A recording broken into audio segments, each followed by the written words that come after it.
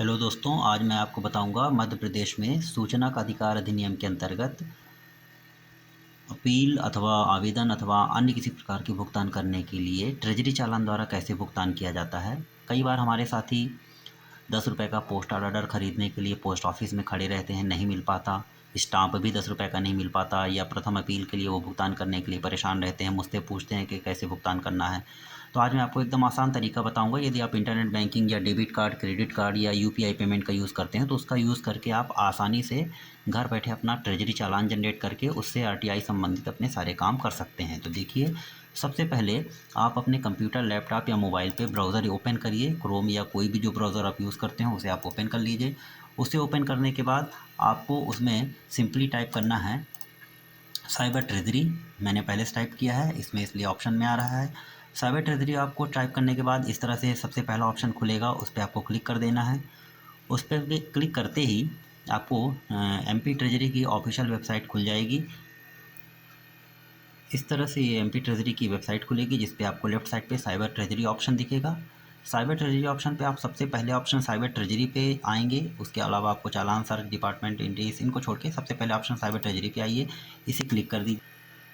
इसे क्लिक करने पर इस तरह का पेज खुलेगा, जिसमें आपको दो ऑप्शन दिखेंगे, रजिस्टर्ड यूज़र, अनरजिस्टर्ड यूज़र। आप अनरजिस्टर्ड यूज़र पर टिक कर दीजिए, इसे क्लिक कीजिए। अब आपके सामने इस तरह से पेज खुलेगा, जिसमें ढेर सारे ऑप्शन हैं। ये सारे ट्रेजरी चालान पेमेंट के ही हैं। आपको इसमें सबसे अंतिम ऑप्शन रेवेन्यू पे आ जाना है। रेवेन्यू को क्लिक कर दीजिए। क्लिक करने पर आपको इस तरह से एक फॉर्म पेज खुला दिखेगा। इस पेज पे आपको एंट्रीज भरनी है। सबसे पहले नंबर पे आपको अपना रजिस्ट्रेशन नंबर, जो कि अगर नहीं है तो छोड़ दीजिए। आपको डिपॉजिटर नेम भरना है, डिपॉजिटर नेम।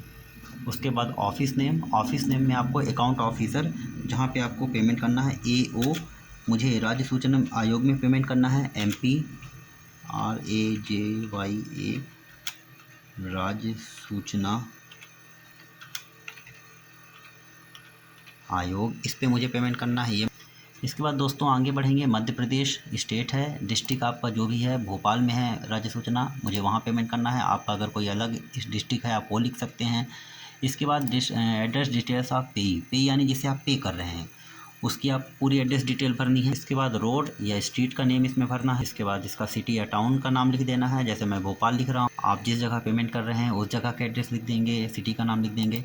डिस्ट्रिक्ट में आप आएंगे, स्टेट आप सेलेक्ट करेंगे। पहले स्टेट में आप, जैसे मध्य प्रदेश में सेलेक्ट कर रहा हूँ, आप अदर स्टेट के लिए बना रहे हैं। फिलहाल तो मध्य प्रदेश के लिए मैं सारी चीज़ें बता रहा हूँ, भोपाल। इसके बाद आप पिन कोड, अगर आपको उस जगह का मालूम है तो पिन कोड भी लिख दीजिए जहाँ पे आप पेमेंट कर रहे हैं।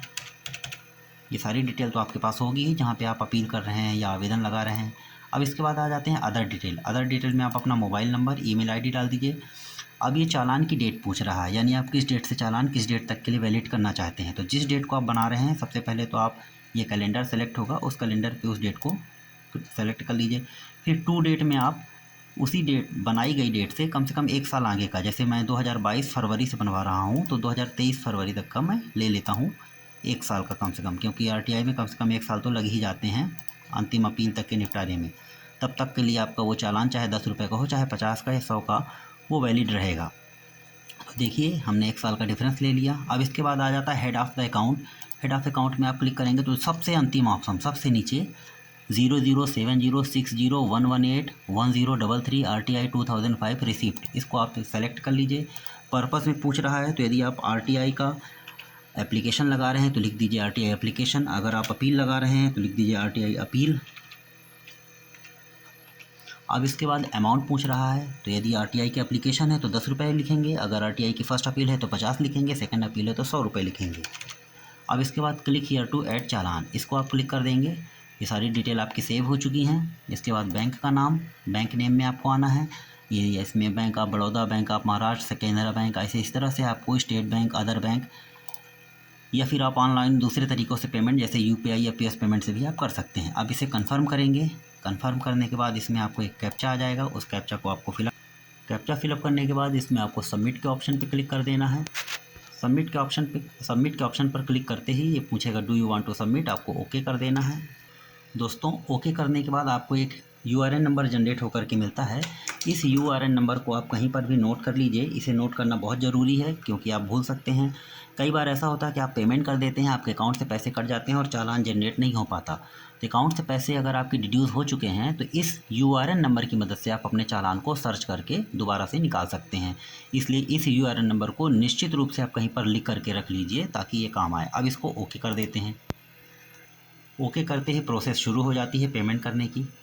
अब देखिए दोस्तों, आपके सामने पेमेंट के इतने सारे ऑप्शन हैं। इंटरनेट बैंकिंग के द्वारा, कार्ड पेमेंट के द्वारा, अदर पेमेंट जिसमें आप यूपीआई पेमेंट या पीओएस पेमेंट से कर सकते हैं।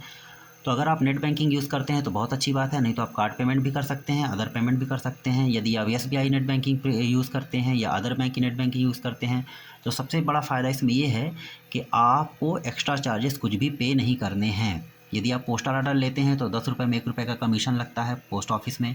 स्टाम्प भी आपको वेंडर से अगर लेते हैं तो आपको महंगे पड़ जाते हैं, भटकना भी पड़ता है।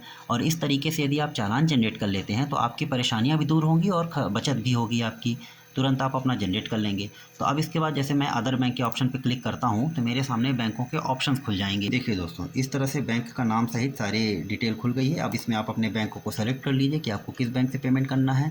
जैसे मान लीजिए मैं अपना यूनियन बैंक में 2 ऑप्शन है, कारपोरेट और रिटेल। आप यदि कस्टमर हैं तो आपको रिटेल का ऑप्शन ही चूज़ करना है और मेक पेमेंट पर आप क्लियर कर दें, टिक कर देंगे।